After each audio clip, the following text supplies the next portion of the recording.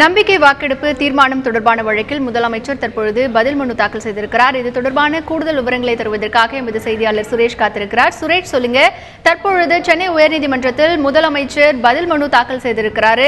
எது தொடர்பாக இந்த மனு தாக்கல் செய்யப்பட்டிருக்கிறது? இது தொடர்பாக விரிவான தகவல்களை சொல்லுங்க சுரேஷ். வணக்கம்.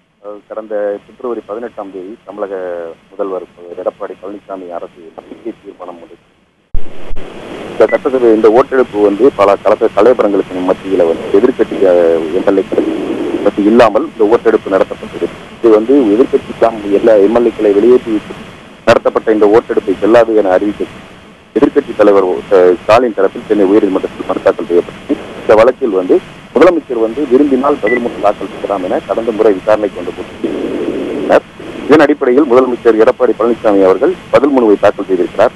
அந்த பதில் மனுவில் என்ன சொல்லியிருக்கிறார்னா, திமுக அரசியல் உள்நோக்கத்தோடு இந்த வழக்கை தாக்கல் செய்துள்ளதாகவும், இந்த சட்டசபை நிகழ்ச்சிகளை பொறுத்த வரைக்கும் திமுக தரப்பில் கூறப்பட்ட குற்றச்சாட்டுகள் அனைத்தும் பொய்யானது என்றும், எம்எல்ஏக்களை கொறடா உத்தரவு போட்டு மிரட்டி வைத்ததாக அவர் மனுவில் கூறியிருந்த குற்றச்சாட்டு தவறானது என்றும் இந்த பதில் மனுவில் தெரிவித்திருக்கிறார். மேலும் எம்எல்ஏக்கள் தங்கள் சொந்த விருப்பப்படியே சட்டசபையில் வாக்களித்ததாகவும், அதிமுக கொறடா உத்தரவுப்படி அவர்கள் தனக்கு ஆதரவாக ஓட்டளித்ததாகவும் முதலமைச்சர் பழனிசாமி தன்னுடைய பதில் மனுவில் தெரிவித்திருக்கிறார். இந்த மனு இன்னும் சற்று நேரத்தில் விசாரணைக்கு வர உள்ளது.